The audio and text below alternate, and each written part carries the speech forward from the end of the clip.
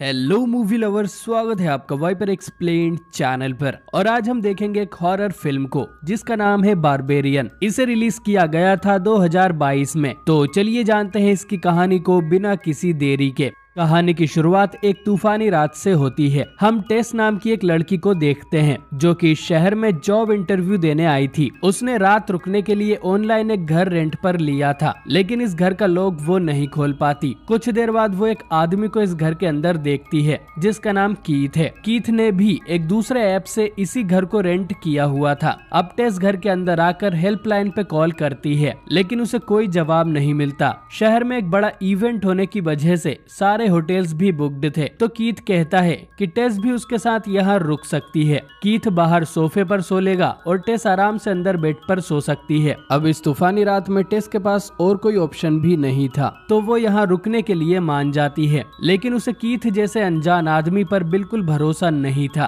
Keith टेस के लिए चाय बनाता है और साथ में वाइन पीने को भी कहता है, लेकिन टेस कुछ भी नहीं पीती। इसके बाद दोनों में बातें शुरू होती है और इनमें काफी कुछ कॉमन था, जिससे टेस को यकीन हो जाता है कि कीथ एक अच्छा लड़का है। इसके बाद टेस बेडरूम में सो जाती है और कीथ बाहर सोफे पर। आधी रात को कुछ आवाज होने से टेस की नींद खुल जाती है। वो देखती है कि उसके कमरे का दरवाजा खुला हुआ था और कीथ नींद में ही कुछ बड़बड़ा रहा था। असल में वो एक बुरा सपना देख रहा था और जागने पर वो कहता है कि बेडरूम का दरवाजा उसने नहीं खोला। टेस वापस बेडरूम में जाके सो जाती है। अगली सुबह टेस देखती है कि कीथ यहाँ पर नहीं था। वो पहले ही अपने काम के लिए जा चुका था और टेस के लिए वो एक नोट छोड़कर जाता है कि वो शाम तक लौट आएगा। और टेस को देखकर साफ पता चल रहा था कि वो कीथ को लाइक करने लगी थी। टेस भी अपने इंटरव्यू के लिए जाने लगती है और देखती है कि इस पूरे एरिया के जो घर थे वो सब टूटे फूटे थे, मानो इस एरिया में कई सालों से कोई भी नहीं रहता। टेस का इंटरव्यू काफी अच्छा जाता है, लेकिन उसके इंटरव्यूअर टेस को सावधान रहने बोलती है क्योंकि जिस एरिया में उसने घर रेंट लिया है वो सेफ नहीं है। टेस जब वापस घर आती है तो एक होमलेस आदमी उसकी तरफ दौड़ने लगता है। टेस जल्दी से घर के अंदर आकर दरवाजा बंद कर लेती है और वो आदमी उससे बस यही कह रहा था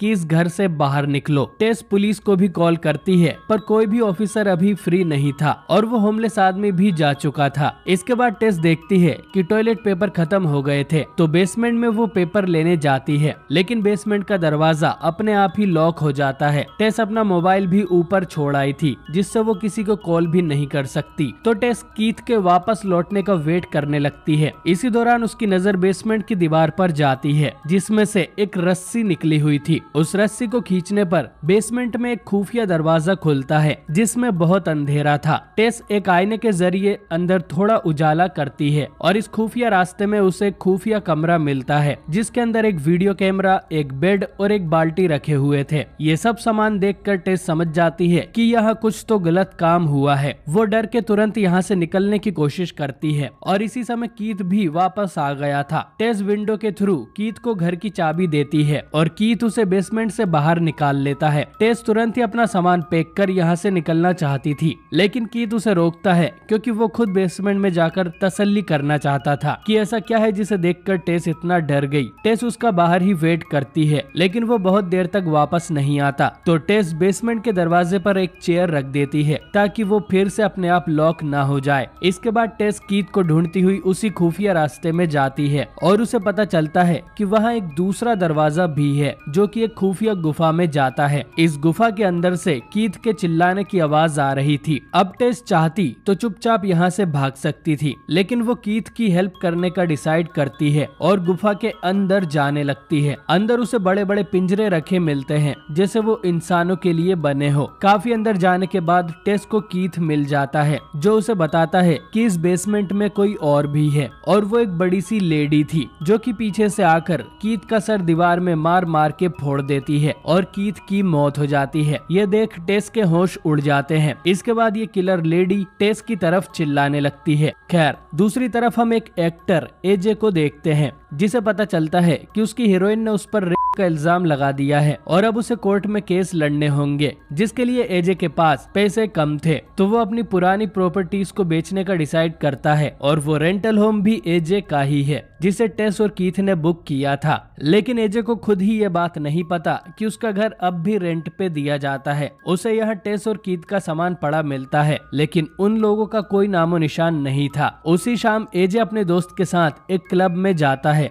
जहाँ वो एडमिट करता है कि उसने उस हीरोइन के साथ मचाया था, लेकिन जबरदस्ती नहीं की थी शायद। अगले दिन एजे को बेसमेंट में कुछ आवाजें आती है और वो एक चाकू लेकर अंदर देखने जाता है। उसे भी वो खुफिया रास्ता और कमरा मिलता है, जो देख एजे खुश हो जाता है क्योंकि इससे उसके घर की कीमत और ज्यादा बढ़ जाएगी। अब एजे एक इंच टेप लाकर उससे पूरा बेसमेंट नापने लगता है। उसे वो खुफिया गुफा भी मिलती है और एजे उसका भी मेजरमेंट करने लगता है। गुफा के अंदर एजे को एक कमरा मिलता है जिसमें बच्चों के डायपर्स पड़े हुए थे और टीवी पर एक वीडियो चल रही थी कि बच्चों को दूध कैसे पिलाते हैं। तभी कोई एजे के मेजरमेंट टेप को खींच लेता है, जिसके बाद उसे वो लेडी भी दिखाई देती है, जिसे देख एजे भागने लगता है। लेकिन भागते हुए वो एक गड्ढे में जा गिरता है जिसमें टेस ऑलरेडी थी और वो एजे को शांत रहने का बोलती है। इसके बाद हमें 1980s का एक फ्लैशबैक दिखाया जाता है जब इस घर का ओरिजिनल ओनर फ्रैंक नाम का एक आदमी था। फ्रैंक मॉल में न्यूबॉर्न बेबी के लिए कुछ सामान लेने जाता है। इसके बाद पार्किंग लॉट में उसकी नजर एक औरत पर पड़ती है और उसका पीछा करते हुए वो उसके घर पहुंच जाता है। इसके बाद फ्रैंक प्लम्बर के कपड़े पहन उस लेडी के घर में घुसता है, ये कहकर कि वो मेंटेनेंस देखने आया है और इसी बहाने वो बाथरूम की विंडो ओपन कर देता है ताकि बाद में वो इसी विंडो से घर में एंटर कर सके। इसके बाद फ्रैंक अपने घर आ जाता है और उसके बेसमेंट से हम एक लड़की के चीखने की आवाजें सुनते हैं, यानी उसने किसी लड़की को किडनैप करके प्रेग्नेंट कर दिया था।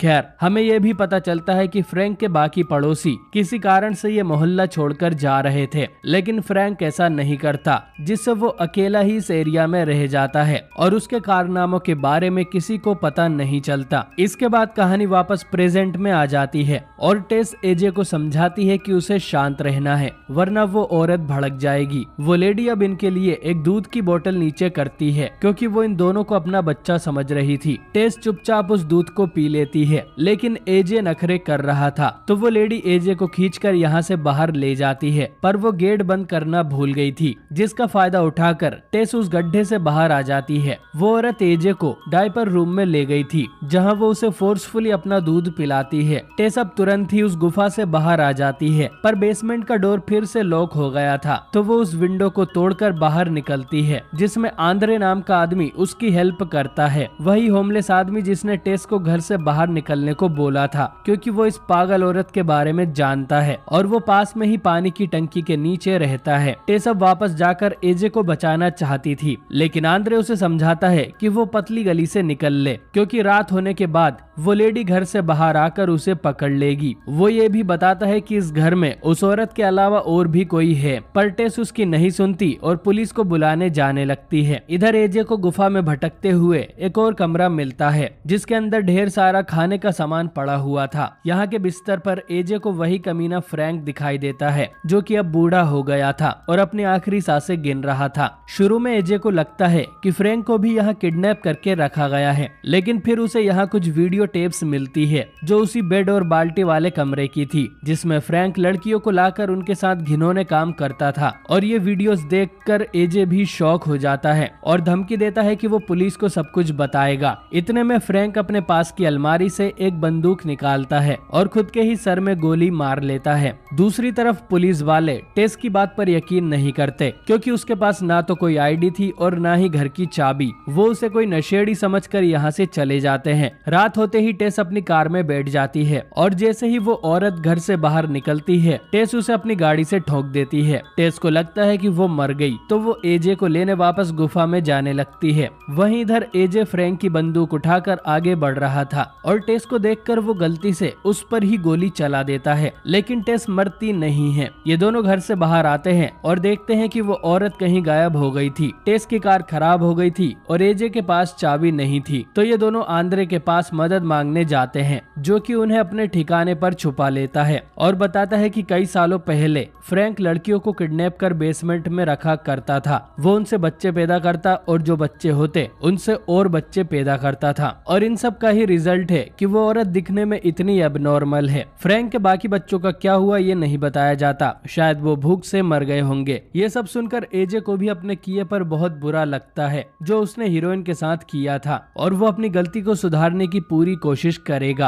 आंद्रे कहता है कि उन्हें सुबह होने तक यहीं रुकना चाहिए। वो 15 सालों से यहाँ पर है और आज तक उस औरत की यहाँ आने की हिम्मत नहीं हुई। उसके इतना कहते ही वो औरत यहाँ आ जाती है और आंद्रे को मार देती है। एजे तुरंत ही यहाँ से दुम दबा के भागने लगता है और टेस उसके पीछे जाती है। ये दोनों पानी की टंकी के ऊपर चढ़ जाते हैं, पर वो लेडी भी ऊपर आ रही थी। टेस एजे को याद दिलाती है कि उसके पास एक बंदूक है, लेकिन एजे की इतनी फटी पड़ी थी कि वो बंदूक उसके हाथ से नीचे गिर जाती है। अब इनके पास भागने का कोई रास्ता नहीं था और एजे खुद की जान बचाने के लिए टेस को टंकी से नीचे फेंक देता है। और क्योंकि वो औरत टेस को अपनी बेटी मानती थी तो उसे बचाने के लिए वो भी नीचे कूद जाती है। एजे नीचे आकर अपनी बंदूक उठाता है और दोनों की बॉडीज देखता है, लेकिन टेस अब भी जिंदा थी। तो एजे उसे बहाने देने लगता है कि उसने गलती से टेस को गिरा दिया और टेस तो वैसे भी फिसल रही थी। पर एजे की बदकिस्मती की वो औरत भी जिंदा थी। वो तुरंत ही एजे का सर पकड़ के उसे बीच में से फाड़ देती है और एजे भी मारा जाता है। अब ये औरत अपनी बच्ची टेस को उठाकर वापस घर में ले जाने की कोशिश करती है, लेकिन टेस को गोली लगी हुई थी। टेस को इस औरत के लिए बुरा भी लगता है, पर उसे वापस बेसमेंट में नहीं जाना था, इसीलिए वो पास में पड़ी एजे की बंदूक उठाती है और लेडी के सर में गोली मार के उसे हमेशा के लिए सुला देती है।